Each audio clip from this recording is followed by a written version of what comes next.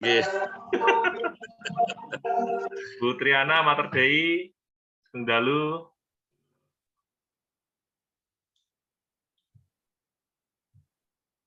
Bu Wiwit, Mas Yanu, Rodadi.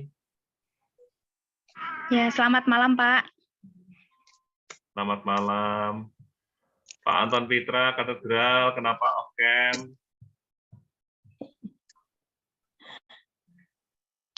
Sugeng Dalu, Pak Dodi. Sugeng Dalu, Ibu. Sehat, Ibu. Puji Tuhan. Sugeng Dalu, Mas Yul, Semarang Indah.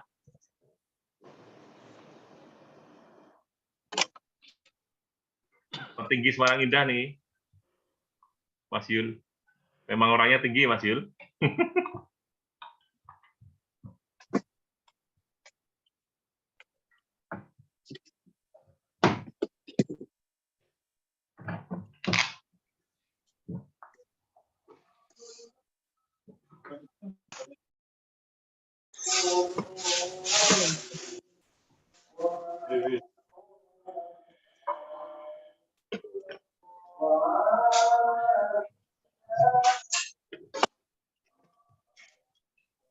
Mas Edi, ayo gerbong ini putih ya. Gereja Bongsari, Pak. Waduh.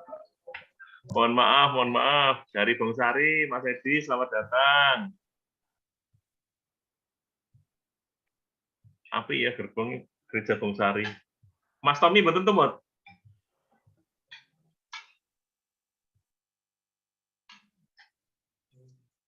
Selamat malam, Pak Burhan. Malam.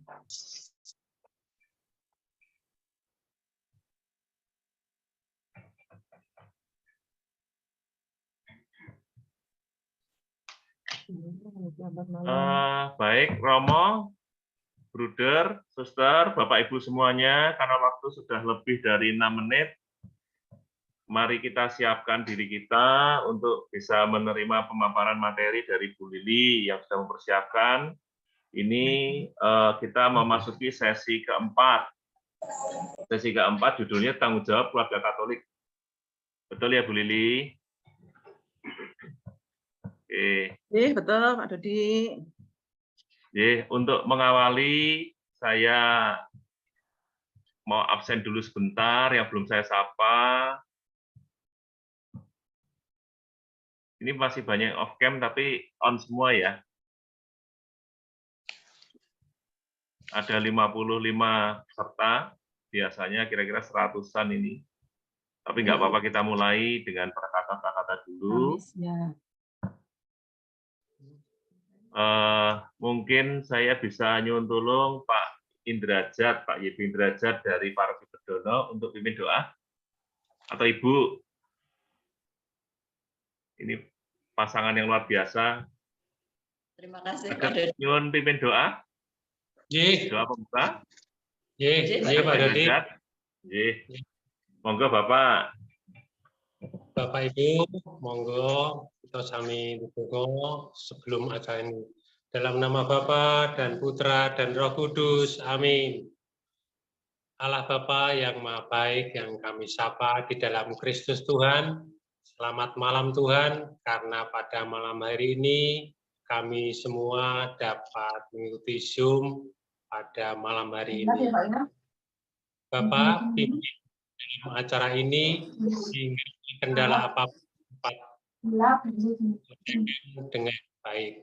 Bapak, kiranya hari ini ya Bapak, kiranya dapat berguna bagi kami, bagi paroki kami, sebagai pionir di dalam KPAB. Semua ini kami serahkan di dalam tangan Putramu terkasih, Tuhan kami, Yesus Kristus. Kemuliaan kepada Allah Bapa dan Putra dan Roh Kudus, seperti pada permulaan, sekarang, selalu, dan sepanjang segala abad. Amin. Dalam Bapa dan Putra. Dalam Bapa dan Putra dan Roh Kudus. Amin. Matur nuwun Pak Indrajat. Pak Dodi. Lalu selamat malam semuanya, Romo, Suster, Bruder, Bapak Ibu semuanya, berkah dalem. Mari kita awali pertemuan sesi keempat ini dengan memperkenalkan narasumber kita yang akan memberi materi, yaitu Bu Teresia Lili. Silakan Bu Lili, panggilannya Bu Lili aja ya, nggak usah panjang-panjang ya. boleh saja. Ya, silakan. Baik. Terima kasih Pak Dodi. Selamat malam Romo, Suster, Bruder, Bapak Ibu. Selamat malam, Bu Lili. Apa kabar? Baik, luar biasa. biasa. Sehat semua. Baik.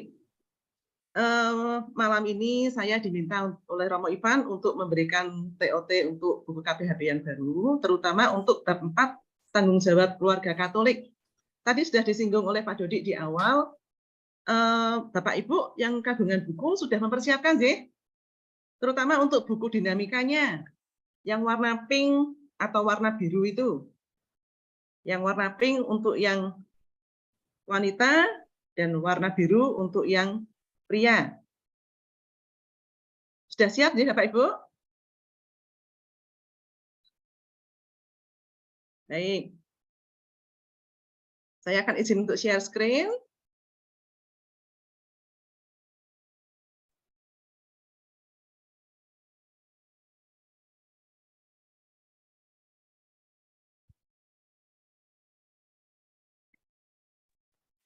Baik Bapak Ibu. Malam ini kita akan bicara tentang tanggung jawab keluarga Katolik. Sebagai awal kita meninjau dulu ya tujuan dari materi ini, juga pokok materinya. Di layar sudah tampil tujuan materi, memberikan pemahaman kepada calon pasutri tentang tanggung jawab keluarga Katolik terhadap semua pemangku kepentingan hidupnya. Dan juga membangun komitmen pasutri untuk melaksanakan tanggung jawab keluarga. Tujuannya itu. Dan kemudian pokok materi. Kita akan bicara pertama tentang tanggung jawab pribadi, tanggung jawab sebagai pribadi. Kedua, tanggung jawab keluarga. Dan ketiga, membangun sikap pribadi atau komitmen, mengeksplor kelebihan dan kekurangan pasangan. Mengeksplor pasangan tentang tanggung jawab terhadap gereja. Saya akan ganti screen yang satunya.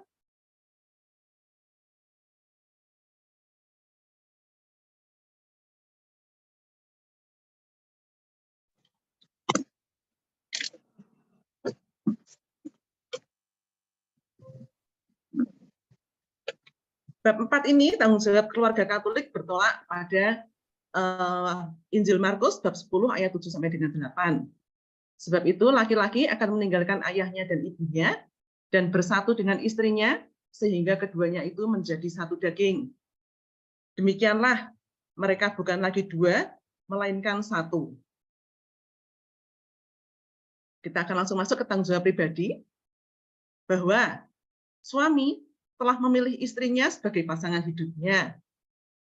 Istri telah memilih suaminya sebagai pasangan hidupnya. Atas pilihan tersebut memberikan sebuah konsekuensi atau akibat dan tanggung jawab pribadi. Mengacu dari tadi ya, Injil Markus tadi, bahwa dengan meninggalkan orang tuanya, maka pria dan wanita itu menjadi pribadi mandiri dan memiliki tanggung jawab baru bersama pasangannya. Misalnya, yang tadinya tiap pagi bertugas mengeluarkan motor, mobil gitu ya, misal untuk adiknya atau untuk ayah, ibunya pergi gitu ya. Setelah menikah, ganti mengeluarkan mobil atau motor untuk pasangannya karena sudah membentuk keluarga baru. Misal juga tiap keluarga, tiap malam misalkan bertugas memastikan pintu, jendela rumah orang tuanya terkunci gitu ya. Setelah menikah, tidak lagi memastikan pintu atau jendela rumah orang tuanya yang terkunci, tapi pintu atau jendela rumah sendiri sudah terkunci atau belum, kecuali kalau memang tinggal bersama orang tua atau mertua ya. Itu. Baik suami atau istri memiliki konsekuensi atau akibat dan tanggung jawab atas pilihan hidup yang sudah diputuskan. Bahwa tadi suami telah memilih istri sebagai pasangan, istri telah memilih suaminya, maka ada konsekuensi dan tanggung jawab dari pilihan itu. Konsekuensi atas pilihan. Yang pertama, siap menerima kelebihan dan kekurangan pasangan kita. Tidak boleh komplain ya Bapak Ibu. Setelah menikah, lalu komplain kok ternyata kekurangannya banyak yang saya tidak tahu sebelumnya. Sekarang kok ternyata kekurangannya keluar semua, gitu ya. Saya minta retur atau tukar tambah tidak bisa. Kemudian siap berproses bersama. Siap berproses bersama untuk mewujudkan tujuan perkawinan. Coba tujuan perkawinan, Bapak Ibu ini kan sebagai apa ya, pendamping KPHB, pendamping KPP, memahami untuk tujuan perkawinan. Siapa ya? Ini yang di layar saya ada Bapak YB Indrajat Taruki Bedono dan Ibu. Monggo Pak, tujuan perkawinan apa Pak? Ada berapa Pak?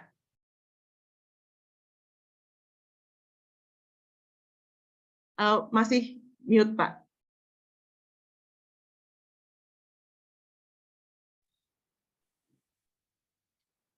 J, monggo. Caranya mendapatkan keturunan satu, keluarga yang sejahtera dan bahagia. Ya, oke. Kemudian satu lagi Pak. Lagi apa Bu? Pendidikan anak, ya Pak. Ya, untuk pendidikan anak. Ya. Pendidikan anak, baik. Terima kasih Pak. Ya, Tujuan perkawinan yang pertama tadi adalah orang biasanya membahasakannya dengan kesejahteraan suami istri ya. Tapi lebih tepat sebetulnya adalah kebaikan suami istri. Kalau diambil dari bahasa Latinnya itu bonum conjugum, itu lebih tepat adalah kebaikan pasangan. Kebaikan bukan pasangan, kebaikan suami istri, Man. Dan siap berproses bersama tadi, yang poin kedua adalah siap berproses bersama untuk menuju terutama adalah kebaikan suami dan istri tersebut. Konsekuensinya juga yang ketiga, siap menerima apapun hasilnya ya. Apakah hasilnya itu tuh nanti sesuai dengan keinginan kita atau tidak, itu harus menerima. Maka calon mantan itu sejak awal dipastikan betul-betul mau menikah apa enggak, siap enggak nanti kalau ternyata kekurangan pasangan kita itu tuh di luar yang kita prediksi gitu ya. Siap menerima apapun hasilnya. Kedua, tanggung jawab atas konsekuensi. Kalau tadi ada konsekuensinya, sekarang ada tanggung jawabnya, ada konsekuensi. Memanfaatkan kelebihan kita untuk menyempurnakan kekurangan pasangan kita. Mengakui kekurangan kita dan siap belajar untuk disempurnakan oleh pasangan kita. Menikmati dan mensyukuri setiap proses yang ada. Kemudian mengevaluasi hasil dan memperbaiki proses selanjutnya secara bersama. Kita cermati dulu yang pertama dan kedua ya. Memanfaatkan kelebihan kita untuk menyempurnakan kekurangan pasangan, mengakui kekurangan kita dan siap belajar untuk disempurnakan oleh pasangan kita. Contohnya saya ya, saya dan suami. Suami saya itu tuh sabar banget, sangat sabar orangnya. Nah, saya itu terutama terakhir-terakhir ini kok emosinya tuh sering nggak terkendali. Untung saya itu punya suami yang kemudian tuh sabar, bisa mampu mengontrol emosi saya, nggak nyauti saat saya ngomel-ngomel gitu ya.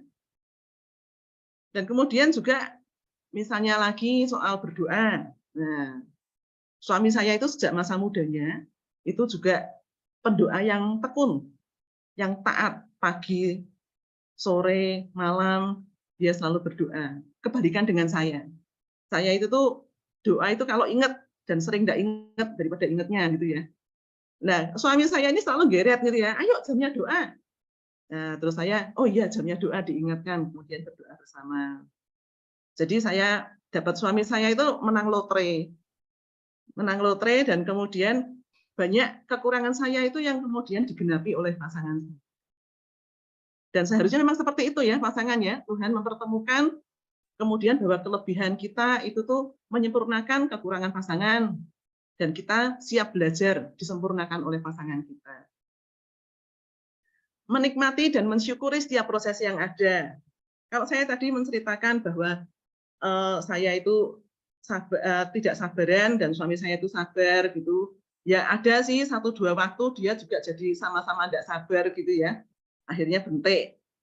Tapi itu jarang sekali. Tapi bahwa kemudian kita berproses bersama, mencari apa toh yang salah, apa toh yang perlu diperbaiki, kemudian menikmati dan mensyukuri setiap proses yang ada, mengevaluasi hasil dan memperbaiki proses selanjutnya secara bersama. Kemudian, nah, tidak saling menyalahkan, tetapi saling membangun. Sampai di sini Bapak Ibu, kita akan masuk ke dalam sesi untuk mengerjakan pelatihan ya. Tadi buku dinamika, tolong disiapkan beserta dengan alat tulisnya. Sampun nggih? Siap semua yang sudah membawa buku?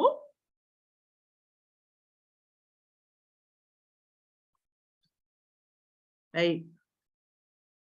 Yang putri, yang ibu-ibu membawa mengisi buku yang pink, dan yang bapak-bapak, suami mengisi buku yang biru. Panduannya terlebih dahulu, saat menulis, ini kan mengisi kelebihan dan kekurangan ya, baik diri sendiri maupun pasangan kita. Saat menuliskan kelebihan dan kekurangan, harus didasari dengan semangat keterbukaan ya, harus terbuka, tidak ngumpet ke. Karena apa yang Anda tulis ini juga yang lain-lain tidak akan bisa baca. Yang bisa baca nanti adalah diri Anda sendiri dan pasangan ya. Jadi jangan diumpet ke, ditulis semua. Baik kekurangan maupun kelebihan yang ditulis harus disadari sebagai upaya membangun kebaikan bersama. Sekarang Bapak, Ibu silahkan menulis nama Anda sendiri di bawah tulisan suami atau istri. Maksudnya misalkan siapa ya? Pak Muryoko semisal. Pak Muryoko berarti menulis di buku biru di bawah tulisan suami, namanya sendiri. Muryoko di bawah tulisan suami. Yang istrinya, yang Pak Muryoko tidak usah tulis, Bu, menuliskan namanya sendiri di bawah tulisan istri. Sampun nggih? Nah, sekarang saya akan memberikan waktu sekitar 2 menit. Bapak Ibu, silahkan menuliskan kelebihan dan kekurangan Anda sendiri di kolom kelebihan dan kekurangan di samping yang sudah Anda tulis nama Anda. Silahkan.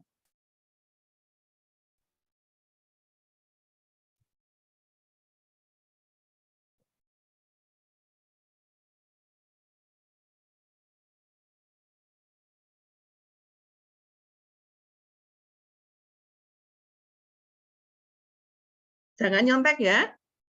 Masing-masing menulis sendiri. Jangan nyontek pasangannya.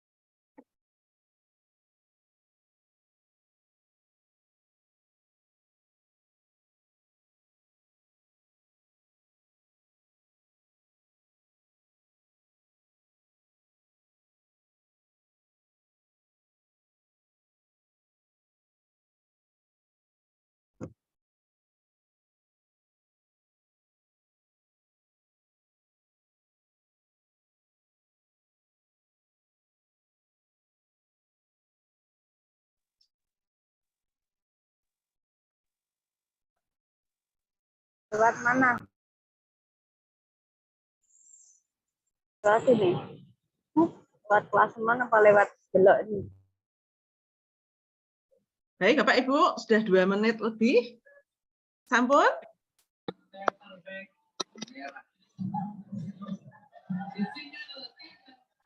Kurang ya? 2 menit, 3 menit kurang ya?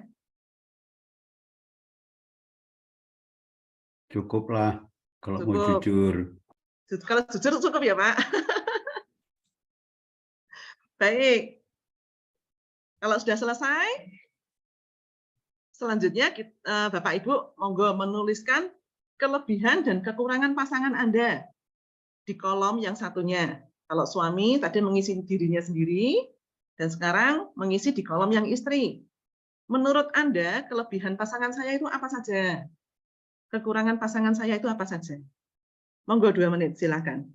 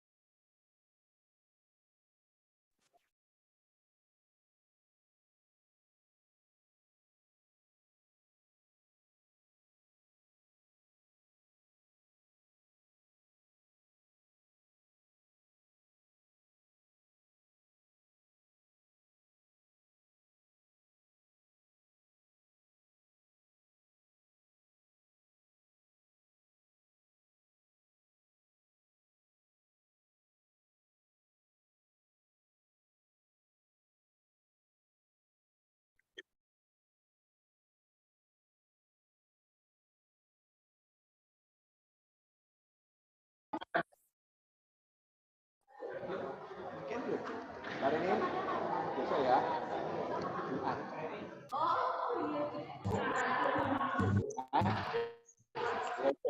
Kemana Pak Dokter? Ya? Ya. Hah?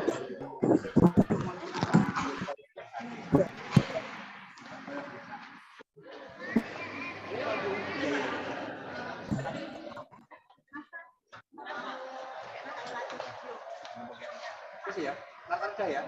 Rata. Itu operator. Operator.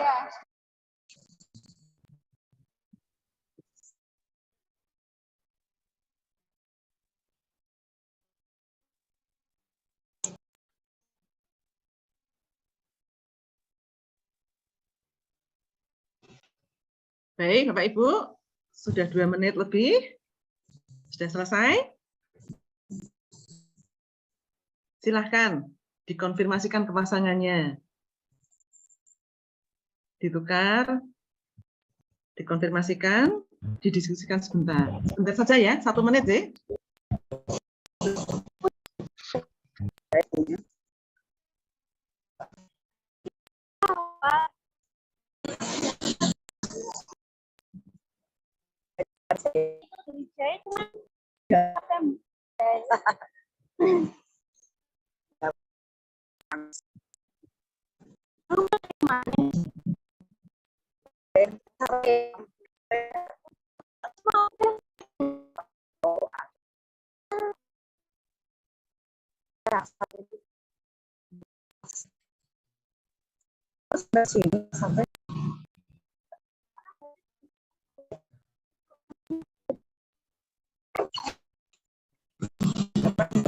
Baik, sudah 1 menit. Kita lanjutkan, dikembalikan lagi buku pasangannya. Kita lanjut ke latihan yang kedua.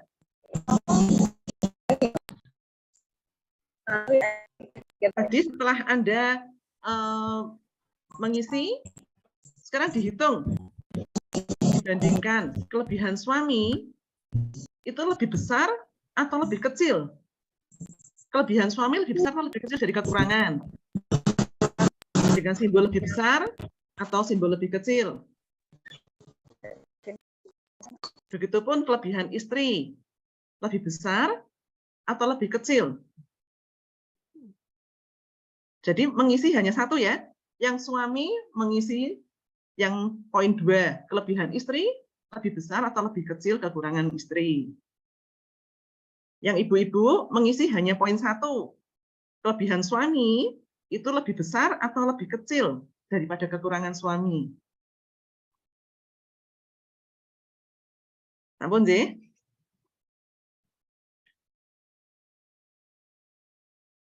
Baik. Saat berpacaran, misal ini kan kita kan mau ini ya, memberikan sesi ini kan untuk para calon manten ya. Saat berpacaran misal ditemukan 80% kelebihan pasangan dan 20% kekurangan pasangan kita. Tapi karena ini yang mengisi sudah suami istri, mungkin hasilnya akan beda ya. Ini misalnya saja. Misalnya saja saat berpacaran ditemukan 80% kelebihan pasangan dan 20% kekurangan pasangan. Dan setelah menikah, dipastikan ditemukan semakin banyak kekurangan pasangan kita. Betul Bapak Ibu?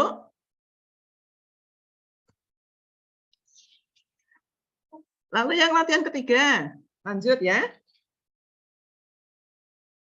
Setelah menerima sakramen perkawinan, saya menemukan 80% kekurangan pasangan saya dan hanya menemukan 20% kelebihan pasangan saya. Ini juga misalkan loh ya.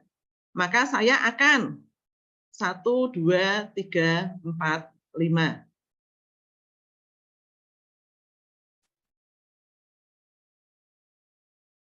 Monggo kalau mau diisi. Saya beri 1 menit saja ya. Tidak usah diisi 5-5-nya. Kalau semisal sekarang ini, setelah menjalani perkawinan sekian tahun, Bapak Ibu, menemukan ternyata pasangan saya itu kekurangannya lebih besar ya. Lebih banyak daripada kelebihannya. Kira-kira apa yang akan saya lakukan? Kira-kira solusinya seperti apa? Ke depan saya akan melakukan apa?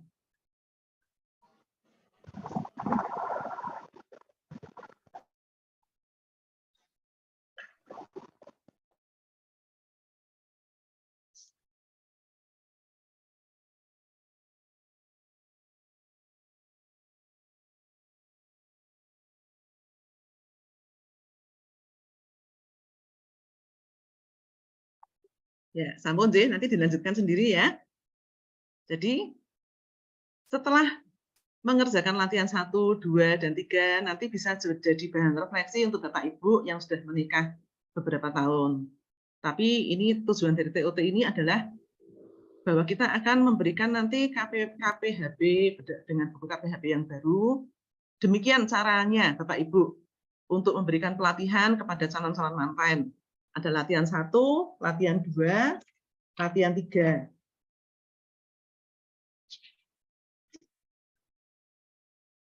Kita lanjut dengan tanggung jawab keluarga. Tadi kan ngomonginnya tanggung jawab pribadi, sekarang tanggung jawab keluarga. Setelah menjadi pasangan suami istri, tanggung jawab hidup menjadi lebih berat dan kompleks dibandingkan saat masih hidup sendiri. Pasutri wajib memahami semua tanggung jawab yang harus diemban bersama. Pasutri wajib memiliki komitmen bersama untuk memenuhi semua kewajiban dan tanggung jawab yang ada. Ditekankan pada peserta bahwa komitmen tanggung jawab keluarga harus dimiliki bersama, nih. Tidak boleh saling mengandalkan atau jaga. Udah ada pasangan saya yang ringan-ringan saja, yang abot-abot dan pasangan saya, gitu, enggak bisa ya. Tanggung jawab sebagai keluarga. Apa saja tahu tanggung jawab sebagai keluarga itu? Kita lihat ada bagan, tanggung jawab keluarga, tanggung jawab terhadap gereja, tanggung jawab terhadap anak, tanggung jawab terhadap negara, tanggung jawab terhadap tempat kerja, tanggung jawab sosial sosial kemasyarakatan, dan tanggung jawab lingkungan hidup.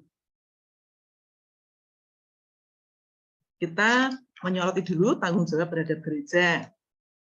Keterlibatan dalam kegiatan liturgi, misalnya misa bersama gitu ya. Misa bersama sebagai satu keluarga, berangkat bareng-bareng.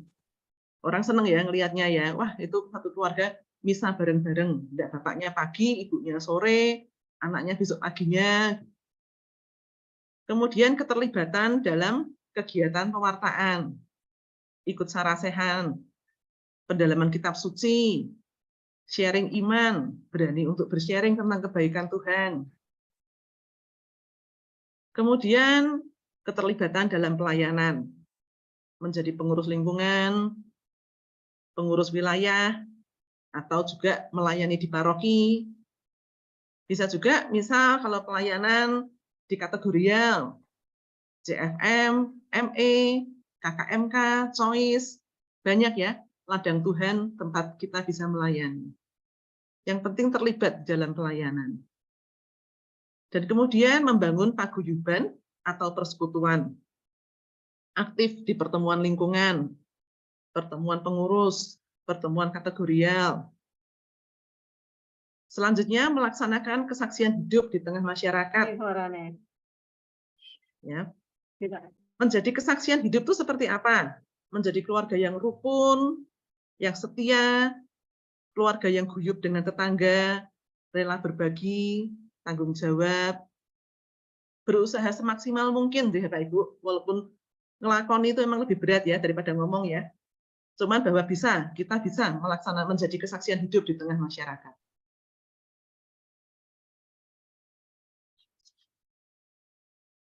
Gereja adalah kumpulan orang-orang yang mengimani Yesus Kristus. Kita wajib bersyukur atas rahmat pembaptisan yang telah kita terima, sehingga kita menjadi warga gereja. Dan kita harus berdalamnya atas rahmat-rahmat Allah yang telah dan akan kita terima. Kita imani bahwa kita telah menerima begitu banyak rahmat, dan kita masih akan menerima banyak rahmat dari Allah.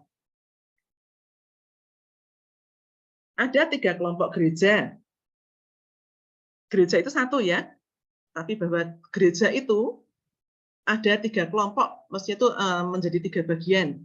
Bisa menolong saya, membantu yang di depan saya, siapa ini? Pak Sutri, dari Monik mungkin, dari Kudus. Monggo, Mas, Mbak. Gereja yang berziarah itu yang bagaimana? Gereja yang menderita itu yang bagaimana? Gereja yang mulia itu bagaimana? Monggo.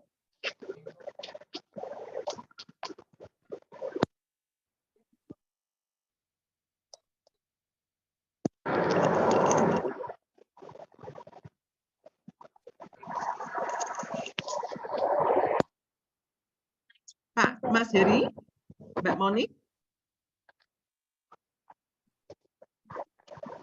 Suaranya nggak masuk ya? Oh, masuk enggak, Bu? Oh ya, masuk sekarang. Monggo, Pak. Silakan. Ini masih di jalan, mungkin kalau diputus-putus ya. Oh gitu. Nah, monggo sakit mboten, Pak? Ganggu Coba enggak ya, Bu ini? ya. Ya. Kalau gereja yang sedang bersiarah kan gereja yang berada dalam kehidupan ini yang bersama dalam perjalanan, bukan gereja yang fix, tapi gereja yang selalu berkembang, mengikuti perkembangan jalan, kalau itu perkembangan zaman kalau menurut saya. Terus kalau gereja yang sedang menderita itu bagian dari gereja yang istilahnya sedang mengalami apa ya? Sedang mengalami ikut mengalami penderitaan yang ada, baik dari penderitaan di dalam kehidupan kita sebagai manusia maupun kehidupan yang di alam. Jadi gereja juga harus terlibat di dalam situ. Terus gereja yang mulia ini yang saya kurang begitu paham yang ini. Baik. Terima kasih Pak Heri. Baik, Bapak Ibu.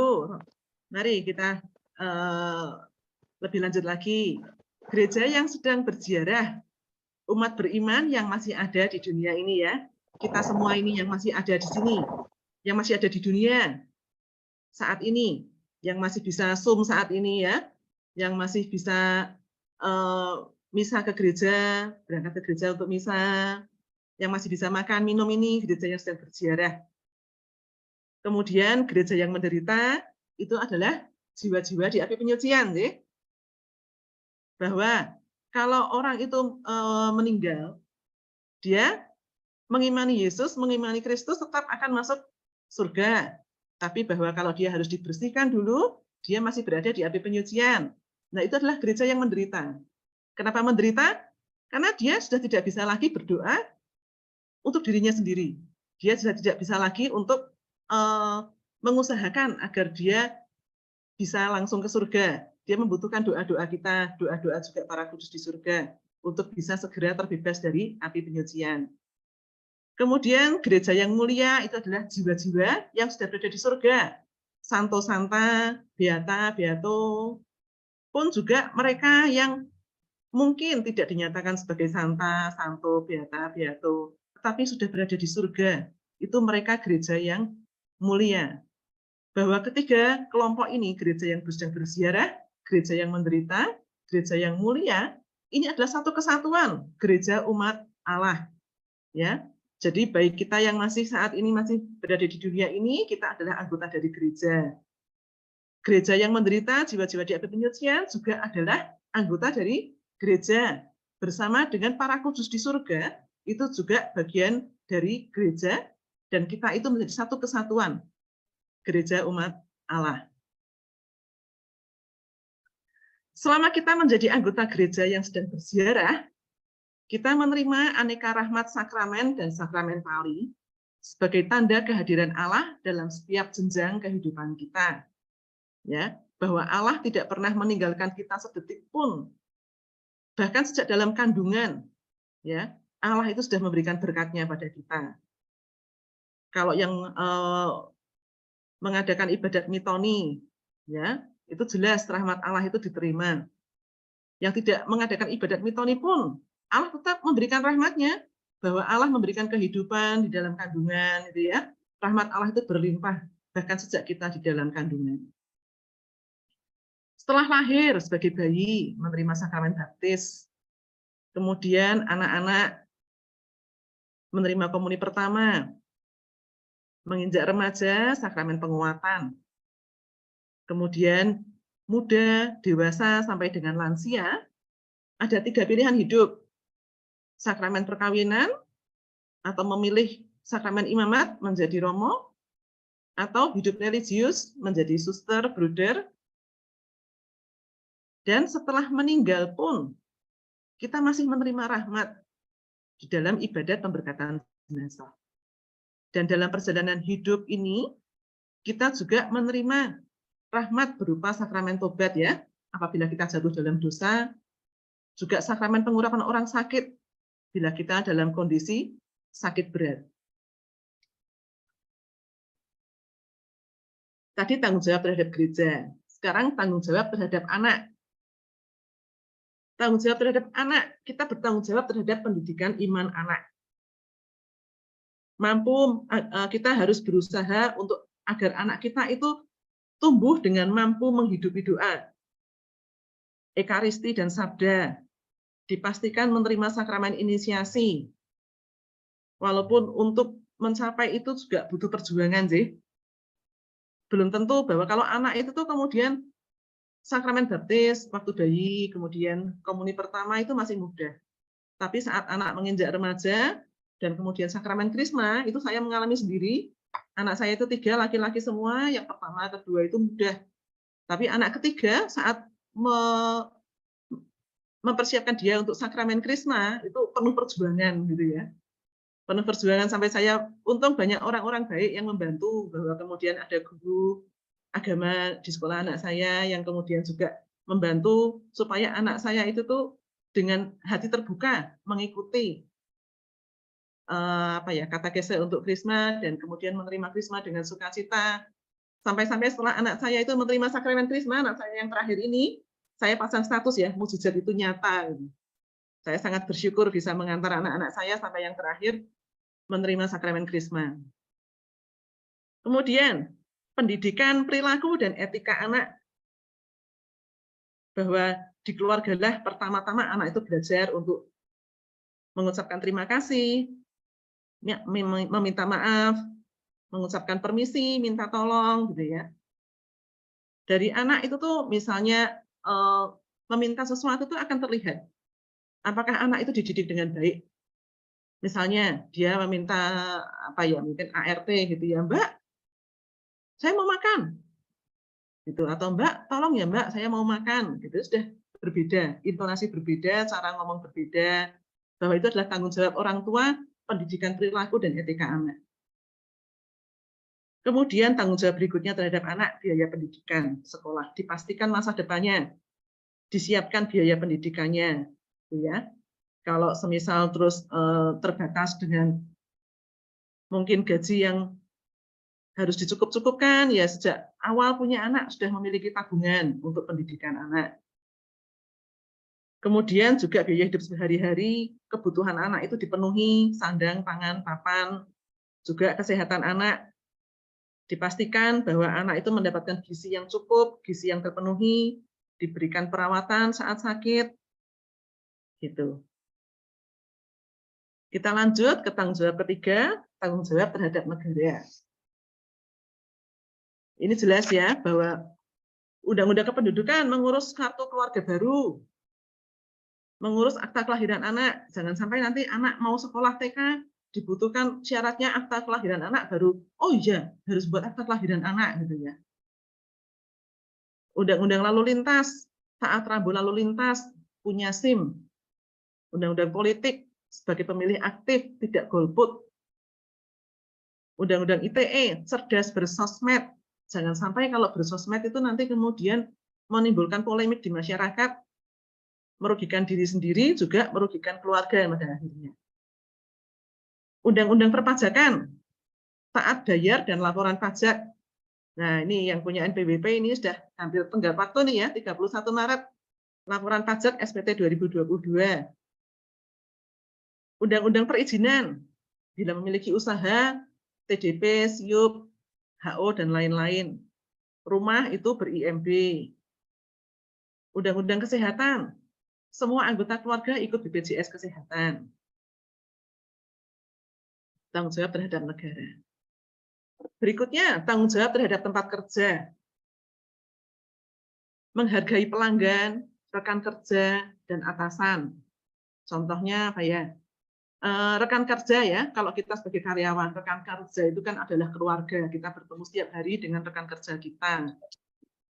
Jangan sampai nanti ke tempat kerja itu seperti mau berangkat ke medan perang, ya, menyiapkan amunisi untuk nanti bertempur dengan rekan kerjanya. Jangan. Menciptakan suasana kerja yang nyaman, sehingga produktivitas kita sebagai karyawan juga baik. Ya. Tanggung jawab terhadap tempat kerja itu juga jujur dan disiplin. Jujur apa adanya, tidak menutupi kesalahan diri dan kesalahan orang lain.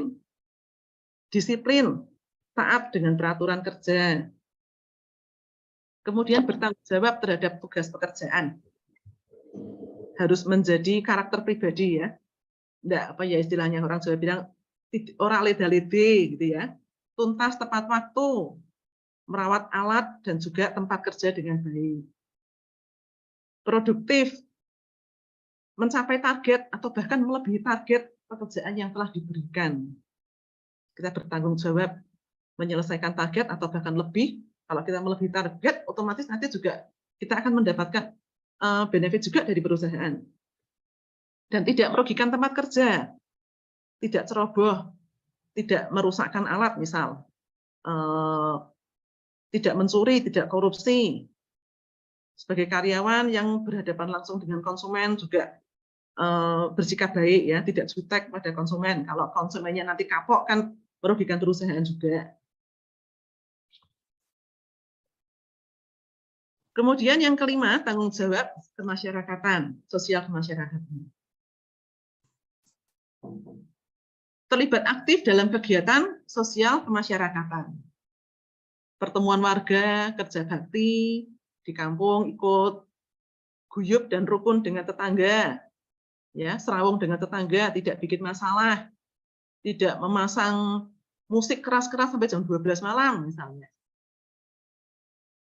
Menghormati agama atau kepercayaan orang lain, tidak fanatik, toleran, tertib iuran warga, terlibat dalam kepengurusan RT, RW, atau dusun bila dibutuhkan. Siap menjadi pengurus ya. Menjadi contoh atau panutan keluarga Katolik yang baik.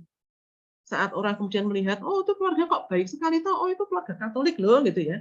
Dengan menjalankan 5 poin di atas tadi, terlibat aktif, hidup rukun dengan tetangga, menghormati kepercayaan agama orang lain, tertib iuran, terlibat dalam pengurusan RT, RW, itu menjadi contoh panutan keluarga Katolik yang baik. Yang viral beberapa terakhir-terakhir ini tuh yang Bu Thomas itu ya, Bu Thomas yang menangkap ular yang mau makan kucing itu, mungkin Bapak Ibu mirsani. Itu ya, dengan itu nama Thomas itu kan identik dengan Katolik, walaupun juga tidak berarti 100% yang namanya Thomas itu Katolik ya. Tapi memang mungkin 75% orang yang namanya Thomas itu Katolik. Dengan wah Bu Thomas gitu itu. Wah ini sudah lama kebayang ini orang Katolik ini. Kemudian tanggung jawab terhadap lingkungan hidup. Tidak terlibat dalam kegiatan mengerusakan alam, hutan, dan sungai. Misalnya tidak ikut-ikutan apa ya, dalam penambangan liar, menebangi hutan secara liar, mengelola sampah rumah tangga dengan baik, memilih sampah organik dan non-organik misalnya. Sampah organik dijadikan pupuk, sampah non-organik disetorkan ke bank sampah misalnya. Mengurangi penggunaan kantong plastik dalam keluarga. Kalau belanja bawa tas dari rumah, tidak semua terus kemudian dibungkus minta kantong plastik dari penjualnya. Tidak membuang sampah rumah tangga secara sembarangan.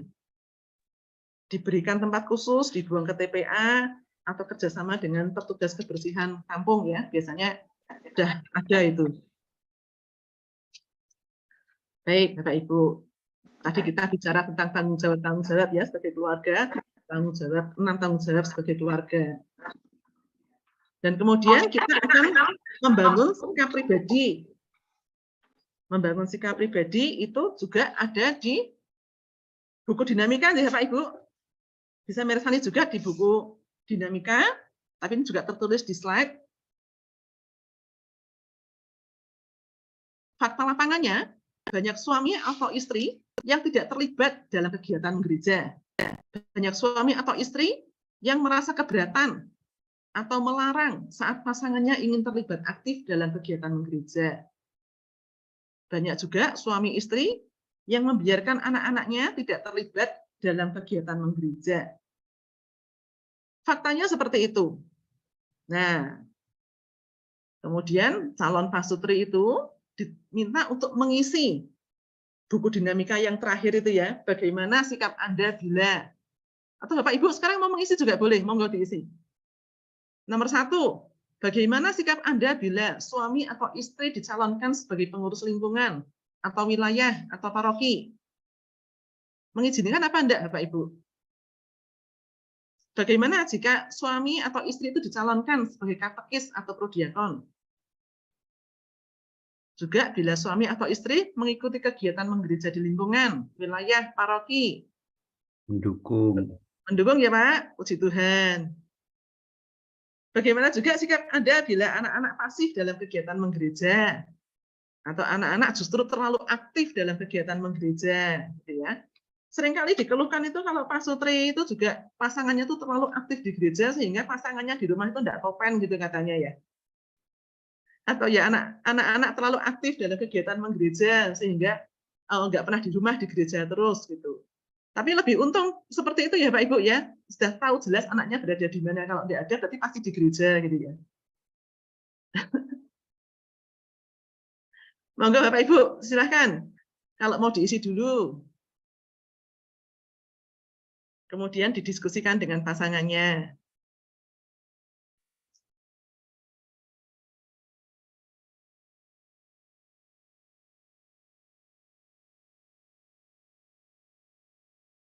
Satu menit ya Bapak Ibu.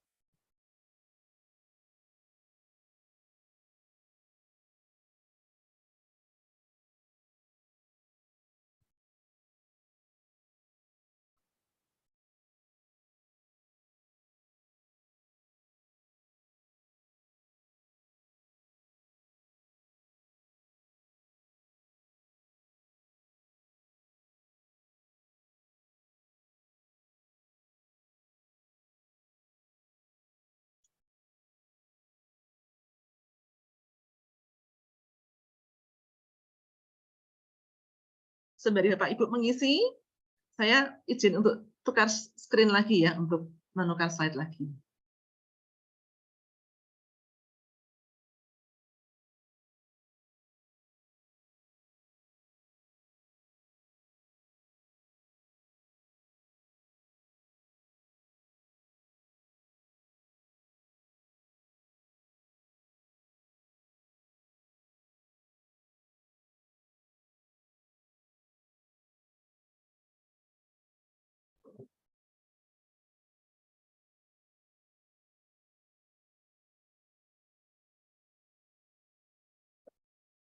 Baik, Bapak Ibu, sampun.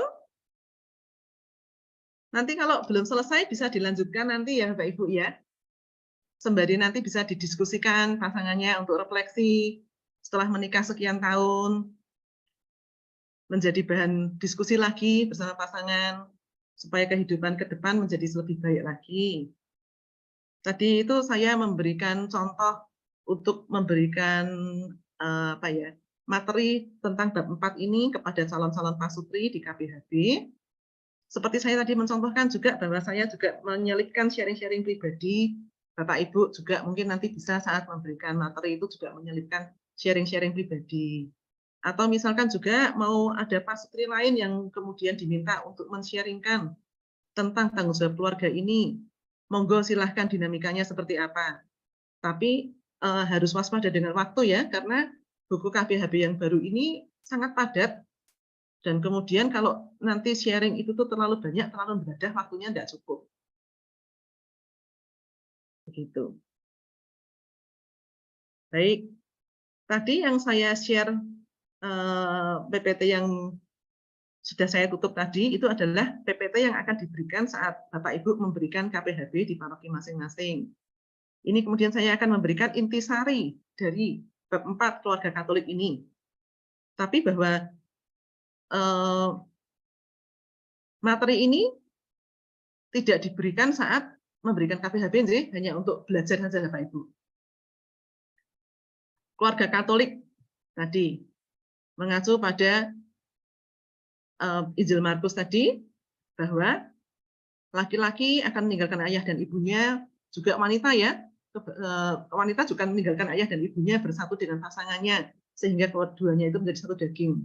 Bukan lagi dua, tetapi satu. Ada tanggung jawab pribadi, dan kemudian tanggung jawab keluarga. Tanggung jawab pribadi bahwa setelah menikah itu tanggung jawab sebagai pribadi akan berbeda. Sebelum menikah terhadap keluarga asal, dan setelah menikah tanggung jawab pribadi terhadap pasangannya, terhadap anak-anaknya nanti. Juga tanggung jawab sebagai keluarga, membangun sikap pribadi atau komitmen.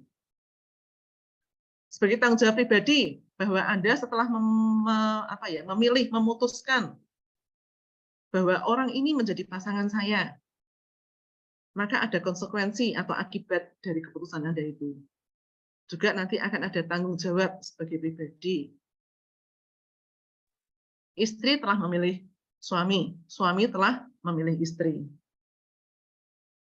Konsekuensinya adalah siap menerima kelebihan dan kekurangan pasangan, siap berproses, siap menerima hasilnya. Kemudian, tanggung jawab pribadi, saling menyempurnakan.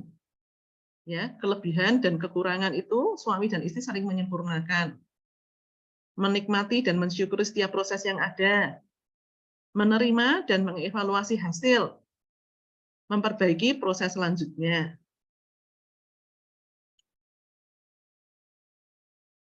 Keputusan untuk menikah, konsekuensi dan akibatnya, dan kemudian tanggung jawab keluarga. Bahwa dengan memutuskan menikah, maka bukan lagi satu pribadi dengan satu tanggung jawab, tetapi timbul banyak tanggung jawab baru sebagai keluarga. Maka harus dihidupi komitmen tanggung jawab sebagai warga gereja, tanggung jawab sebagai orang tua, anak dan pekerjaan, tanggung jawab sebagai warga negara, tanggung jawab sebagai warga masyarakat, dan tanggung jawab sebagai makhluk bumi. Eksplor pasangan, kelebihan dan kekurangan pasangan. Komparasi antar pasangan. Membangun sikap jika pasangan banyak kekurangannya. Tanggung jawab terhadap gereja. Begitu Bapak Ibu yang bisa saya sampaikan, pemaparan materi, dan kemudian intisarinya yang terakhir ini. Yang bisa saya sampaikan sampai di sini, mohon maaf bila ada salah kata. Waktu saya kembalikan kepada Bro Dodi. Silakan Pak Dodi. Terima kasih Bu Lili, luar biasa. Bapak Ibu belum capek? Ini masih ada waktu untuk tanya jawab. Sebaiknya apabila ada pertanyaan bisa di chat, saya bacakan untuk bisa dijawab oleh Bu Lili atau nanti Romo yang mungkin akan menjawab. Ada pertanyaan dari apa yang sudah disampaikan? Ini ada beberapa pertanyaan yang tadi ada di chat ya Pak Dodi. Oh baik, mau dijawab langsung? Ada di chat Pak Dodi saya. Ya, sementara yang ada di chat saya coba jawab dulu. Kalau tidak bisa nanti dibantu Romo Ivan, sih Romo. Romo sedang ada pertemuan. Jadi oh, sedang ada pertemuan. Maaf, ya. tadi sudah sempat melihat. Baik. Yang pertanyaan pertama dari Pak Sutri Susilo Ningrum dari Kudus. Kayaknya tujuan perkawinan perlu ditambah tidak hanya internal keluarga, tetapi juga sebagai sarana perutusan atau kesaksian cinta kasih kepada sesama. Baik, bahwa tujuan perkawinan itu memang sudah dirumuskan ya. Kita mengikuti bahwa tujuan perkawinan itu sudah ditetapkan oleh gereja adalah 3. Yang pertama adalah kebaikan suami istri, dan yang kedua adalah terbuka terhadap keturunan, dan yang ketiga adalah pendidikan anak. Bahwa keluarga sebagai sarana perutusan, kesaksian cinta kepada sesama itu yang kita bawakan di sesi ini, Pak Susilo Ningrum dari Kudus. Bahwa membangun keluarga kemudian ada tanggung jawab yang harus dihidupi ya, termasuk itu sebagai sarana perutusan, kesaksian cinta kasih pada sesama, itu ada dalam pemaparan tadi. Tanggung jawab terhadap gereja, tanggung jawab terhadap lingkungan, terhadap sesama, terhadap tetangga kanan kiri, sosial kemasyarakatan, gitu. Baik, kemudian ada pertanyaan dari Bapak Budi Cahyo Santoso dari Paroki Atmodirono. Karena ini materi untuk KPHD, pada latihan 1 sebaiknya menggunakan terminologi calon suami dan calon istri. J, Bapak. Monggo silahkan kalau pada dinamikanya nanti di paroki. Kemudian karena sudah terlanjur tercetak juga bukunya ya, nanti disampaikan juga kepada Romo. Kalau semisal dinamika di paroki itu mengisi sesi latihan itu, kemudian diminta mereka menuliskan aja di atasnya calon gitu ya, calon suami atau calon istri sebelum mengisi lebih lanjut. Kemudian dari Bapak Ismianto, ketika pasangan menuliskan kelebihan dan kekurangan sendiri dan pasangan secara jujur, pertanyaannya, dapatkan tanggung jawab keluarga adalah membentuk pribadi yang berkualitas dan mampu membangun relasi cinta dalam keluarga, sekaligus membentuk pribadi yang berprinsip dan mandiri. Ini bagaimana ya, Mbak? Pak Ismianto sudah off ya? Oh, sudah off ya? Iya, beliau izin sakit tadi. Oh, oke. Ini saya Tapi kurang nggak apa-apa kalau mau dijawab. Ya, saya kurang memahami pertanyaannya ya. Ya. Bahwa dapatkah tanggung jawab keluarga adalah membentuk pribadi yang berkualitas dan mampu membangun relasi cinta dalam keluarga, sudah seharusnya seperti itu sih. Sekaligus membentuk pribadi yang berprinsip dan mandiri. Ya, memang tujuannya pastinya juga ke situ sih ya, sesi-sesi dalam KPHD ini. Tetapi ketika menuliskan kelebihan dan kekurangan sendiri dan pasangan secara jujur, ya diisi aja apa adanya. Apa adanya, kelebihan saya itu apa, kekurangan saya apa, dan kemudian kekurangan pasangan itu apa, kelebihan pasangan itu apa, diisi aja apa adanya, gitu Bapak Ibu.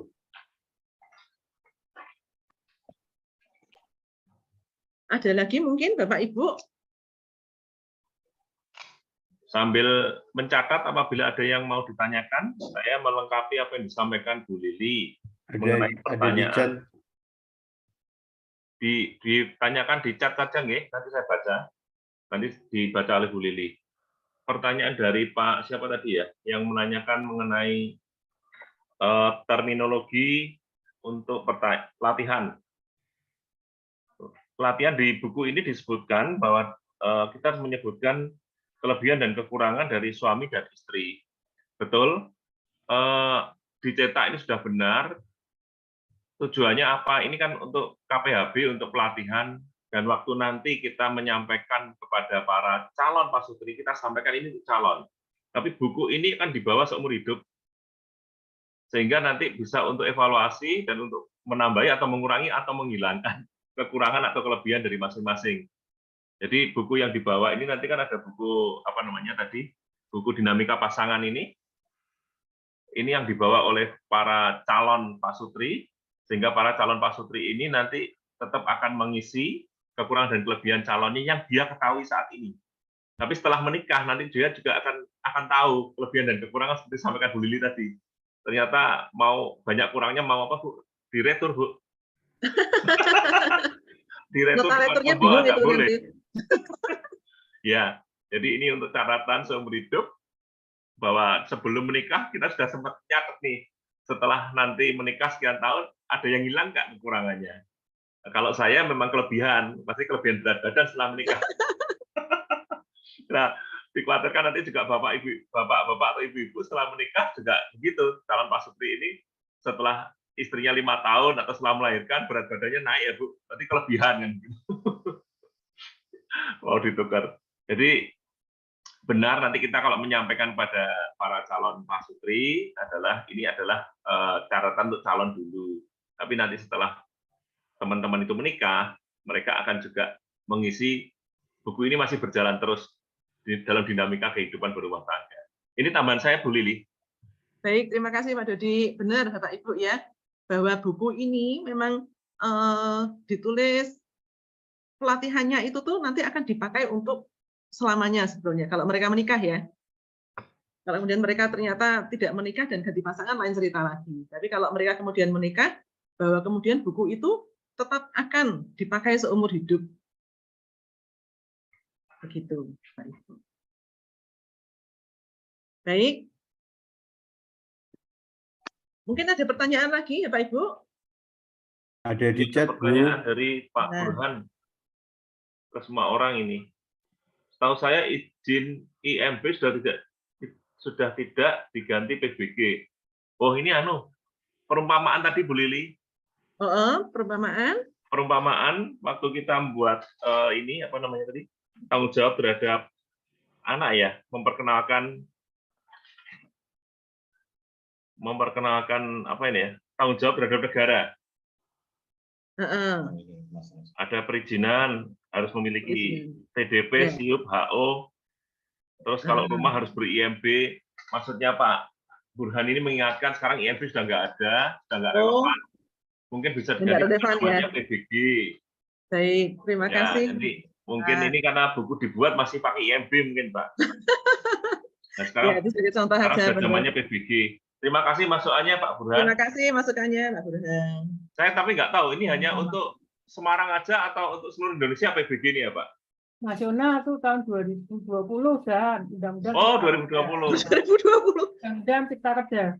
Di situ Baik, terima kasih. Untuk masukan kita semua Bu Lili ya, kita sampaikan pada penulis Romo yang bertanggung jawab di buku ini bahwa IMB sudah ganti PBG. Ada lagi Pak perundangan yang diganti Pak? Nggak tahu saya tahu ingat itu saja. Oh, habis ngurus PBG Pak? Pak pasangan Bu Puji kan. Pak Burhan itu aktivisnya Semarang Indah Pak Dodi. Iya Pak Beni, terima kasih. Saya pikir Pak Burhan habis bangun rumah atau bagaimana sehingga tidak tahu tidak pakai IMB tapi pakai PBG. Pak Burhan bagian tim pembangunan juga di Santo Mikael, khususnya mengenai kelistrikan. Oh iya. Dan multimedia ya. Ya Pak Pak Beni, terima kasih informasinya. Terima Kami kasih. kemarin ketemu di ini. Di Oh ya, workshop. betul. Ya, Ya. beliau dengan istri. Dengan Bu istri, Siti betul. mengikuti. Ya, betul. Ya, terima kasih Orang masukannya lama Pak juga. Burhan. Pak Beni, terima kasih. Ya. Ada pertanyaan yang mungkin belum sempat dicatat Ya. atau mau Ini disampaikan ada- langsung pada Bu Lili? Ada lagi di chat Pak Dodi. Ya, silakan Bu. Seandainya sesi ini digabung dari Bapak Agustinus Indria, seandainya sesi ini digabung dengan bab lain, cocoknya dengan bab berapa? Tidak dianjurkan untuk menggabungkan sesi, Bapak Ibu. Jadi setiap sesi itu tetap harus diberikan, dan kemudian memberikannya juga sebaiknya berurutan. Dari sesi 1, sesi 2, sesi 3, jangan melompat, misalnya sesi 1, lalu langsung ke sesi 8, baru kembali ke sesi 2. Karena alurnya itu sudah dibuat sedemikian rupa sehingga itu mengalir sesi 1 berlanjut ke sesi 2, sesi 3, dan tidak dianjurkan untuk menggabungkan. Begitu Bapak Ibu. Makanya ini memang materi KPHB di buku yang baru ini sangat padat. Kita harus memanage waktu dengan baik. Sharing-sharing, saya ingatkan sekali lagi bahwa kalau ada pasutri lain yang terlibat dalam sharing sebagai sharer, itu tolong batas waktunya dibatasi dengan sungguh-sungguh, atau bisa juga semisal pemateri mau memberikan sharing sendiri pengalaman hidupnya sehari-hari juga bisa. Singkat tapi jelas, mengena begitu. Lalu ada lagi. Mungkin nanti diingatkan ya Bu Lili bahwa materi ini dijalankan, dilaksanakan minimal 3 hari ya Bu. 3, betul ya? Oh ya, kalau Tidak boleh minimal dipersingkat ya? Minimal 3 hari, ya jangan dipersingkat. Karena kalau 2 hari kemarin waktu kami mendapatkan pelatihan juga untuk memberikan pelatihan ini, juga diingatkan oleh Romo bahwa Romo sendiri waktu itu sudah sempat mencoba memberikan selama 2 hari dan itu tidak efektif. Ya. Tidak efektif karena terlalu berhimpit-himpitan, bahkan 3 hari itu pun juga sebetulnya wowokan juga sebetulnya gitu ya. Cuman minimal lah 3 hari. Wowokan itu apa ya Bu? Bisa dijelaskan Bu? Wowokan ini apa ya Pak ya? Kloloten. Jadi sangat padat sekali. Akan lebih nyaman mungkin kalau dibuat selama 2 minggu ya. Tapi memang menjadi kesulitan karena calon pasutri itu kan waktunya juga terbatas gitu. Yeah. Tapi kalau selama 3 hari Jumat, Sabtu, Minggu sih masih memungkinkan. Begitu Bapak Ibu. Oh, berarti 3 hari Pak Kali. Kenapa Pak? Untuk yang terakhir. Bocor. Oke. Baik, ada pertanyaan lagi? Oh ini Bu, ada pertanyaan lagi dari Bu Panca ya. Pancawardani. Bagaimana tips agar tanggung jawab keluarga yang kompleks itu dapat dijalankan secara seimbang? Thanks. Baik, terima kasih Dokter Dani ya. Dokter Dani yang bertanyakan tuh Pak Dodi, bagaimana tips agar tanggung jawab keluarga yang kompleks itu dapat dijalankan secara seimbang? Aduh, tipsnya bagaimana ya Bu ya? Dok ya. Yang sudah saya sampaikan tadi sih Dok, bahwa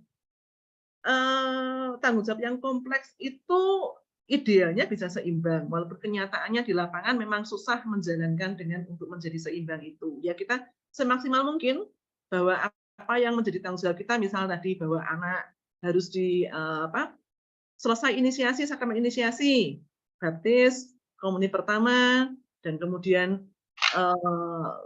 krisma itu selesai, kita sebagai orang tua bertanggung jawab selesai sampai dengan krisma setidaknya gitu ya. Dan kemudian tentunya ke depannya juga mengingatkan lagi untuk terus mengaku dosa, untuk terus bergabung di dalam pelayanan, dalam komunitas, seperti itu. Kemudian kalau tanggung jawab terhadap negara tadi, taat pada undang-undang, kemudian sosial kemasyarakatan, anak kita itu kemudian diajari sopan santun sejak awal, beretika yang baik. Kalau kemudian ditanya tips agar tanggung jawab yang kompleks itu dapat dijalankan secara seimbang, memang mungkin tiap pasutri mempunyai resep yang berbeda-beda ya. Begitu. Mungkin yang bisa saya jawab Dr. Dani. Terima kasih Bu Lili. Memang mungkin kalau itu ya, mungkin nggak gampang ya untuk Ya, balance gitu ya.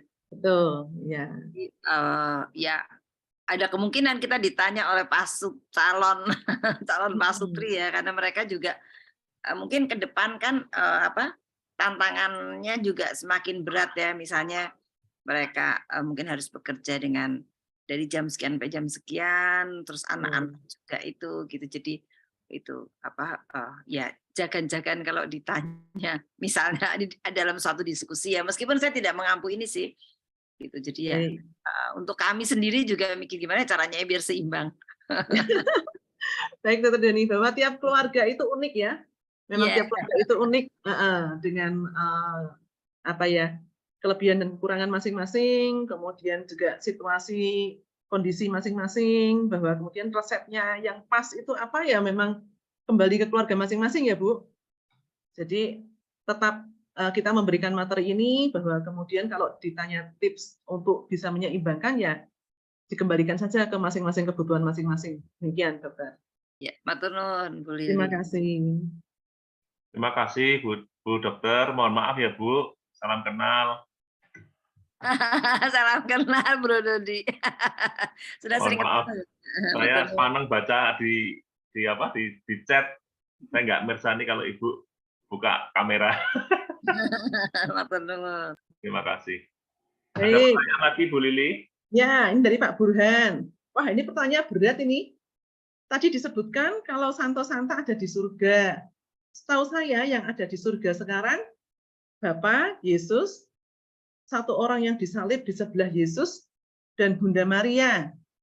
Apakah saya keliru atau bagaimana penjelasannya? Waduh, ini ada Romo enggak nih? Saya ditolong ini.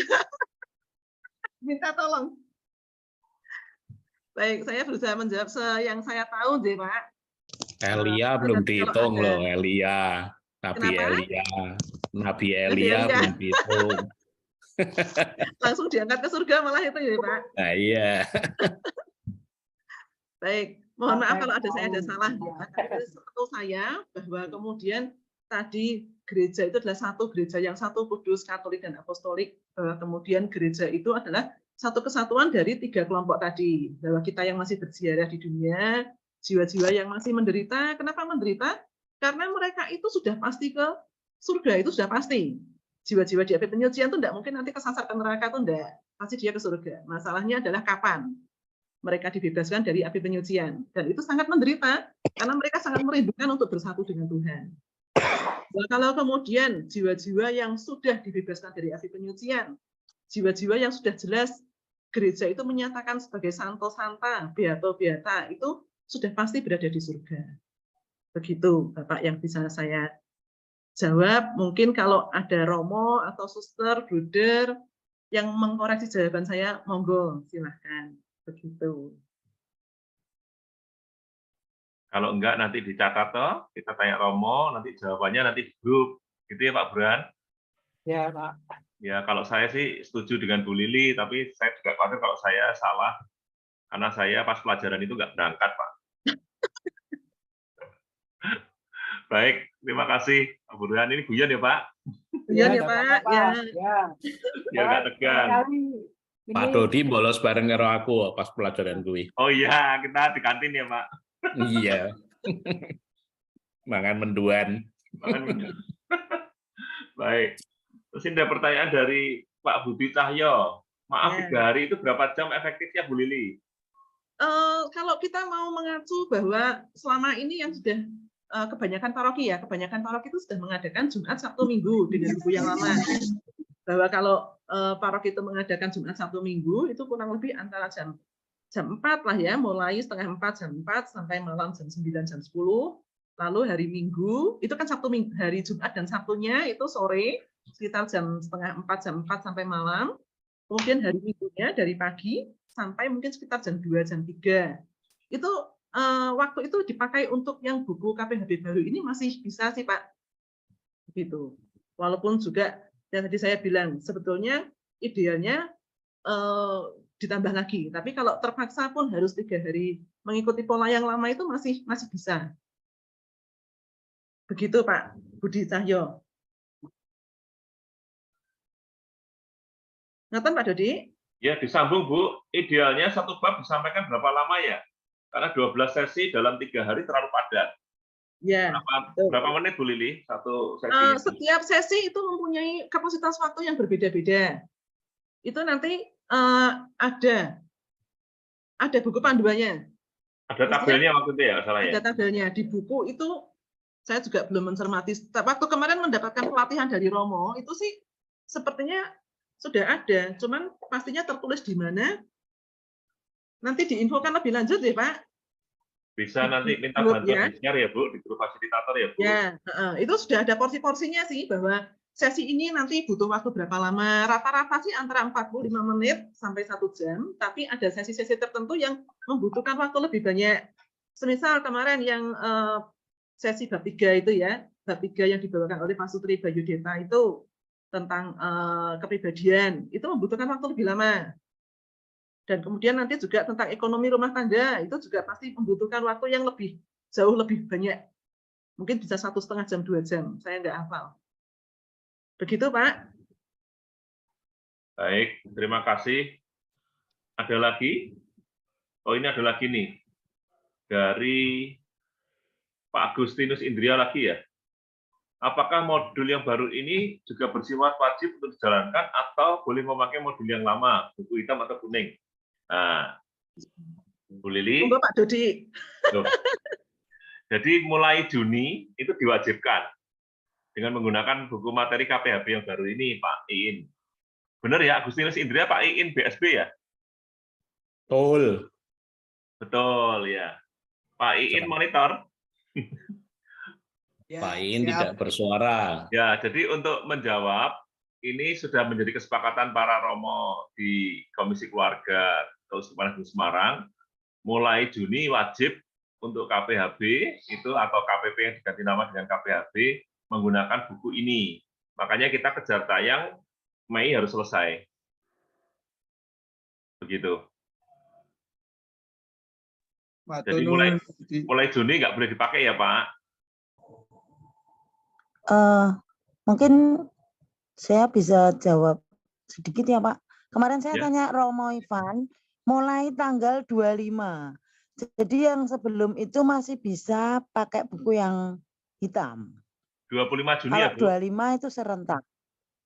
Nggih, tapi sebelumnya masih bisa pakai yang buku hitam. Baik Bu, saya Gitu, kurang Pak lengkap Bu. Dodi. Saya hanya jawab bulannya ya Bu, mohon maaf. Nggih.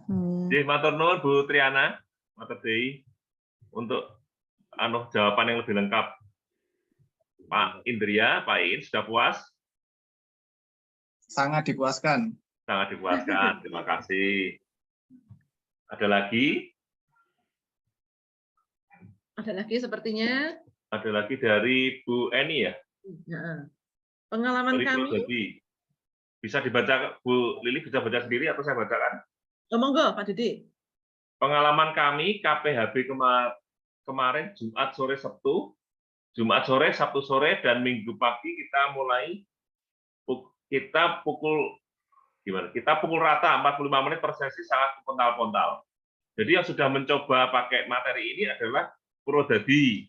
Jadi ini pengalaman dari Bu Eni dari Paroki Prodadi mengatakan bahwa Jumat sore, Sabtu sore, dan Minggu dimulai dari pagi dengan 45 menit per sesi itu sangat pontal-pontal.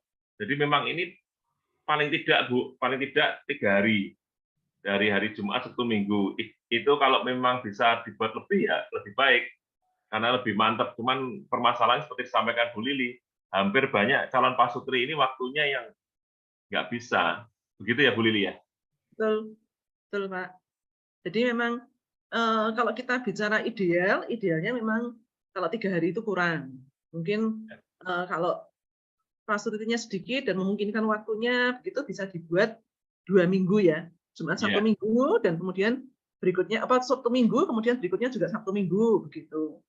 Tapi kalau tidak memungkinkan Jumat, Sabtu, Minggu bisa ya memang ya kalau bilang ke pontal-pontal ya tadi harus manage waktunya harus betul-betul ketat dan kemudian terutama untuk sharing ya. Sharing jangan sampai deradah gitu. Gitu Pak Dodi. Baik, terima kasih. Izin Terima kasih bicara, juga masukannya Dodi. Bu Eni dari Prodadi. Pak izin Beni, bicara. ada yang mau sampaikan? Enggak, Beni. saya cuman mau sharing aja. Kebetulan minggu yang lalu itu anak saya juga ikut KPHB di Jakarta yang namanya MRT. Itu jadwalnya itu 2 hari full. Ini hanya sebagai sharing aja ya, bukan untuk nanti silahkan di itu. Jadi mereka itu mau mulainya hari Sabtu pagi jam 8 sampai sore jam 6. Terus minggunya jam 8 sampai sekitar siang itu jam berapa ya? Sekitar jam 4-an mungkin, jam 3, jam 4. Sekedar sebagai pembanding saja bahwa di Jakarta kebetulan kemarin anak saya mengikutinya di Santo Kristoforus di Grogol. Begitu Pak Dodi. Selamat Pak Beni, sebentar lagi mantu. 2 hari full. 2 hari Jadi Sabtu dan Minggu. Kalau di Semarang Indah contohnya kan yang saya tahu kan Jumat sore sampai dari mulai jam 6:30 sampai jam 9, terus hari Sabtunya jam 6 sampai jam 9 dan Minggunya jam 10 sampai sekitar jam 1. Biayanya berapa itu, Pak? Yang di mana, Pak? Yang di Jakarta? Ya, Pak, sama yang di Semarang. Oh, waduh, kalau yang di Semarang, kami di Semarang Indah itu 200 ya. 250 kalau tidak salah. Satu pasutri, satu pasang atau 200. Iya, 200 atau 250. Sekarang bukunya aja mahal loh, Pak.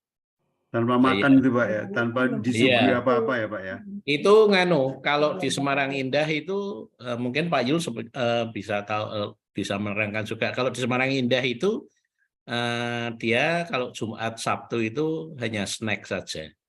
Diberikan snack. Kalau yang hari Minggunya itu makan siang, tidak tanpa snack. Begitu. Ya, betul Pak Beni. Betul gitu ya Pak Yul ya. Ya, betul Pak. Begitu, terima kasih. Baik, terima kasih sharingnya Pak Beni. Informasi ya, terima kasih sama-sama. Baik, ini masih ada waktu, kalau masih ada mau yang ditanyakan, kalau enggak ini kita bisa selesai kasih. Masih ada Pak Dodi. Oh iya. Chat ya. Ini dari Pak Sutri Herimonik Kudus tadi. Kudus ya. Ya, mohon dijelaskan hubungan tema hari ini tanggung jawab keluarga dengan tiga tipe gereja tadi. Gitu. Baik. Bahwa kalau kita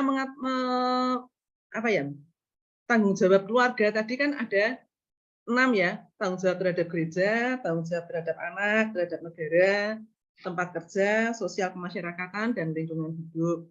Bahwa kemudian kalau kita tanggung jawab keluarga terhadap gereja, kemudian bahwa gereja itu apa? Dijelaskan juga di buku ini juga, bahwa ternyata kemudian belum tentu orang Katolik itu mengerti pengertian dari gereja itu apa. Begitu. Bagaimana bisa bertanggung jawab terhadap gereja kalau kita tidak mengerti gereja itu seperti apa? Begitu. Pak Heri tadi ya. Gitu. Itu ada di buku halaman 54. Buku besar, yang buku materi ya, bukan buku dinamika. Itu ada di halaman 54. Monggo dipersani.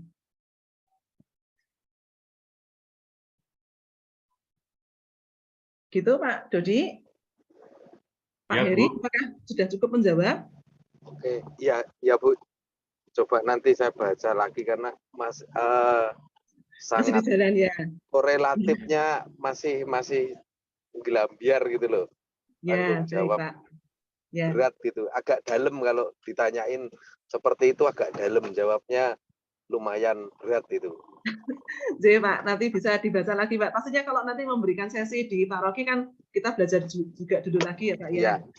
Ya, Bu.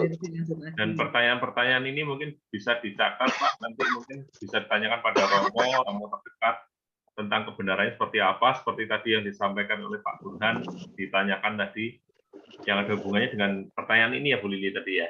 Ya. Sebelum kita memberi materi, nanti kita tanyakan dulu. Jagani kalau ada pertanyaan-pertanyaan lagi. Gitu. Gitu Pak Juradi. Baik, ada lagi? Dari Ini di Toningsih, Pak Sutirpanya di Toningsih ya. Ada pertanyaan. Zaman sekarang sering kita temukan pasutri yang tidak bersama karena pekerjaan. Bagaimana sebaiknya pembagian tanggung jawab suami atau istri yang berjauhan secara fisik dalam kehidupan rumah tangga? Baik, bahwa pernikahan Katolik itu tidak dianjurkan untuk LDR.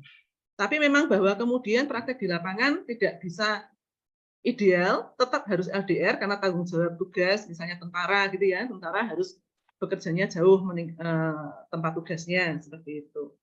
Ya memang sekali lagi tadi yang saya katakan bahwa tiap keluarga itu unik dengan permasalahannya sendiri-sendiri, dengan kebutuhan, situasi, kondisi, dan kalau kemudian bagaimana pembagian tanggung jawab tugas suami istri yang berjauhan LDR, monggo didiskusikan Bapak Ibu. Jadi bahwa kemudian tanggung jawab tadi yang disebutkan tadi terhadap gereja, terhadap negara, itu juga terhadap sosial kemasyarakatan, itu bisa terpenuhi semua, walaupun mungkin dengan cara yang berbeda dengan pasutri lain yang tidak LDR. Gitu. Kemudian yang kedua, mohon ditambahkan pada bagian 3 membangun sikap pribadi untuk poin 2. F. Bagaimana sikap Anda bila suami atau istri dipilih terlibat dalam kegiatan sosial kemasyarakatan seperti pengurus LKMD, pengurus remaja, LSM di komunitas seperti komunitas petani, komunitas usaha, sebagai kader kesehatan dan lain-lain. G. Bagaimana sikap Anda bila suami atau istri dipilih terlibat dalam kegiatan politik sebagai pengurus partai, anggota Bawaslu, anggota KPU. Baik, Bapak, Ibu, terima kasih. Sarannya nanti disampaikan ke Romo, cuman bahwa secara garis besar, terutama kita menghidupi dulu bahwa dalam yang sudah tertulis ini diselesaikan dulu, begitu. Bahwa nanti kemudian akan ada tambahan seperti ini, kita sampaikan ke Romo, Bapak Ibu. Terima kasih masukannya. Begitu Pak Dodi. Baik, Bu Lili. Terima kasih. Saya lagi nyari ini loh, schedule, contoh schedule. Contoh schedule untuk 3 hari itu loh, Bu. Waktu kita mendapatkan pelatihan itu, dicoba di Kedu 2 hari oleh Romo Kedu, tidak memungkinkan ya, betul ya? Betul. Terus kemudian dibuat schedule untuk hari pertama itu 1, 2, 3, 4 sesi ya, Bu? 4 sesi. Hari pertama 4 sesi. Tapi Mulai kalau, dari, gimana, Bu? Maaf Pak Dodi, saya putus dulu. Tadi yang menanggapi Pak Beni kan tadi ya, yang tentang MRT ya, di Jakarta ya? MRT Jakarta. Ya, betul bahwa kalau MRT itu ada beberapa paroki yang saya tahu memang mengadakan KPHB, istilah mereka MRT itu Sabtu dan Minggu tapi full, pagi sampai sore. Jadi mungkin jam 8 pagi sampai mungkin jam 5 sore, jam 6 sore, atau mungkin sampai malam. Jam 6. Sampai malam, Pak? Jam 6. Jam 6 sore. Jam 6 sore. Kalau seperti itu mungkin bisa. Cuman masalahnya itu di Jakarta. Kalau kita di kepikiran Semarang, apakah memungkinkan seperti itu? Gitu. Karena Sabtu masih banyak yang kerja ya. Kalau di Jakarta itu mungkin Sabtu praktis libur 5 hari kerja. Kalau di Semarang sepertinya masih hari Sabtu itu masuk setengah hari ya. Tapi kalau misal ada paroki yang memungkinkan untuk Sabtu dan Minggu pagi sampai sore, sebetulnya bisa juga sih. Begitu. Kalau yang kemarin dicontohkan Romo Eko, ya Pak Dudi, itu 2 hari itu sepertinya yang saya nangkap juga bukan full dari pagi sih Pak. Kalau hanya 4 sesi kan enggak mungkin dari pagi. Iya. Full kok, kemarin dari pagi sampai sore kan. Pagi sampai sore. Ya, akhirnya mereka enggak dong karena sudah lelah begitu. Ya, memang risikonya efektif ya. Enggak efektif. Begitu, Bapak Ibu, masih ada lagi? Ada masukan dari Romo Ivan ini. dari keuskupan memang menawarkan alternatif jadwal, yaitu 3 hari tadi, tetapi semuanya prinsipnya itu jadwal KPHB bisa diatur sebagaimana situasi paroki masing-masing, bahkan bisa diperlama durasi KPHB-nya, tidak hanya sekedar weekend. Jadi 3 hari itu minimal, bisa diperpanjang, monggo terserah dari paroki yang masing-masing. bersangkutan. Begitu. Ini malah diminta kalau ada teman dari Prodadi bisa sedikit sharing pelaksanaan di Prodadi bagaimana. Monggo yang dari Prodadi yang di bawah Romo Ivan langsung bisa memberikan sharing sebentar untuk ini. Tadi siapa ya Bu Lili? J, Mbak. Tadi yang dari Prodadi siapa ya? Mbak Yang Eni sempat apa ya jawab. tadi ya? Monggo Bapak Ibu yang dari Purwodadi. Yang sudah mencoba pakai Oh, KPHB iya. yang baru. Pak Sutri Eni Anto tadi. Oke, waktu saya berikan pada Pak Sutri Enianto untuk sharing. Ini Romo Ivan chat saya.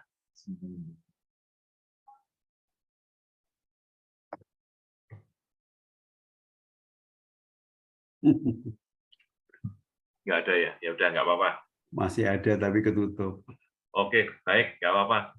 Jadi kalau nggak ada, tadi ini hanya yang sudah menjalankan KPHB materi yang baru ini, itu Prodadi. Jadi bagaimana kalau ada yang bisa sharing, tapi kalau nggak apa-apa, karena memang semua diserahkan kembali pada paroki masing-masing dengan... Selamat siang, Pak. Selamat siang. Selamat malam. Oh, selamat siang. Purwodadi nih. Selamat malam, Ibu. Ini dari Purwodadi. Tadi untuk sharing pelaksanaan KPHB, nggih? Iya, betul. Dari Purwodadi kemarin itu mencoba, kita kan 3 hari. 3 hari itu Jumat 4 sesi, Sabtu 4 sesi, Minggu 4 sesi. Itu per sesi kita coba 45 menit.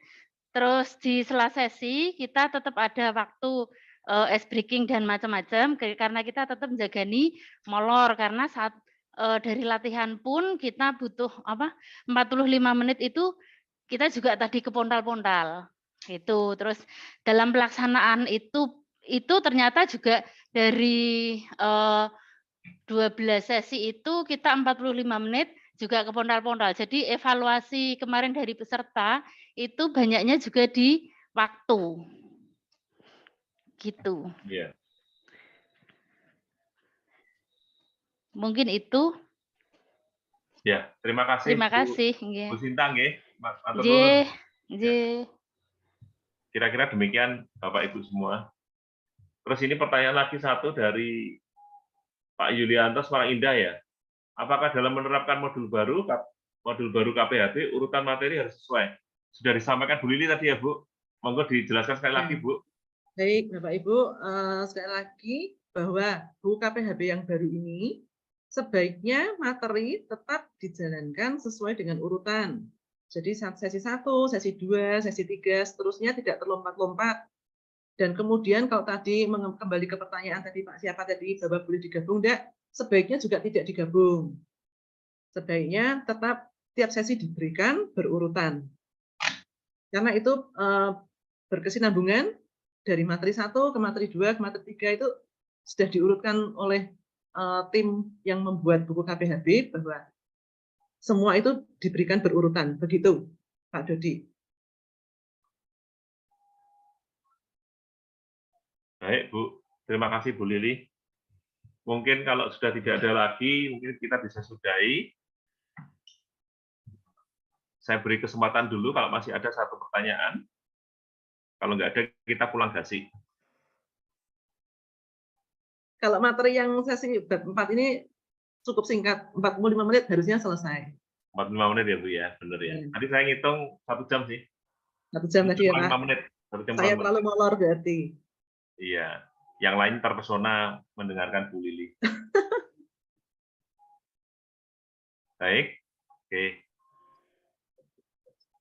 Terima kasih untuk semuanya yang telah mengikuti TOT pada malam hari ini.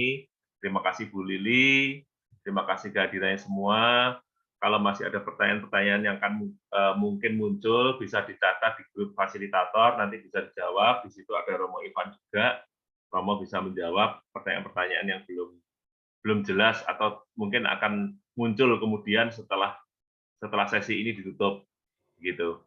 Dan saya mau minta tolong untuk doa penutup, karena tadi ada yang menanyakan pada saya, Pak Agustinus Indria, japri saya. Sekarang saya sampaikan permohonan saya untuk bisa menutup, mohon doa penutup. Karena ini tidak ada Romo di sini. Romo Ivan tadi kemana, Pak?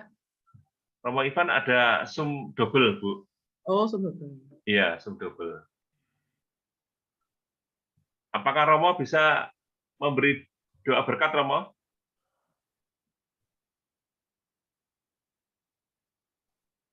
Belum respon, baik.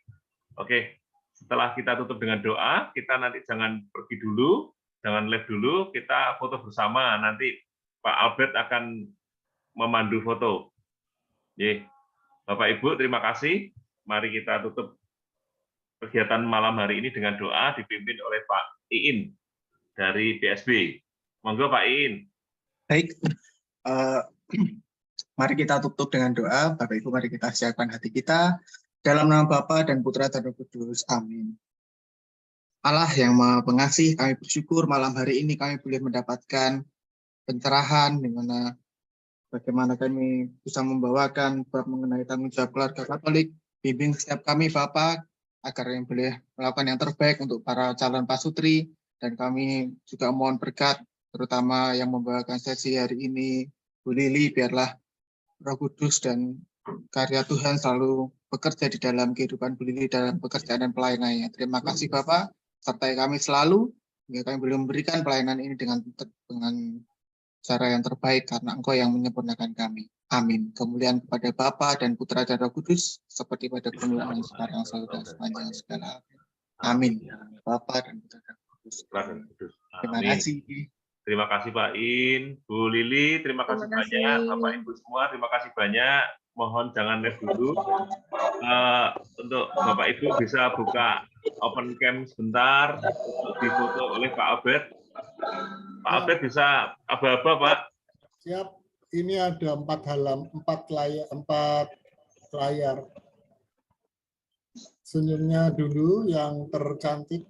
Semua senyum ya Pak, karena belum tahu nanti dapatnya di mana ya Pak. Iya, pokoknya senyum terus sampai saya bilang selesai. Jadi 1 jam lagi gitu. Senyum terus ya. Halaman pertama. Sebentar. Oke.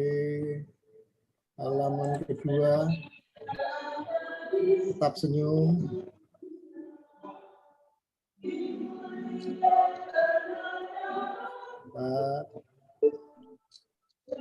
Oke, halaman ketiga tetap senyum. Latihan senyum menghadapi para calon pasutri.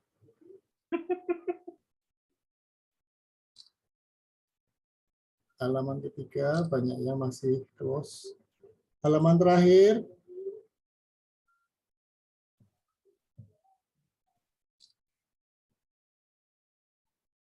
Iya, terima kasih Bapak Ibu. Terima kasih Pak Albert. Tentunya garing ya Pak Dodi. Iya. Terima kasih semuanya.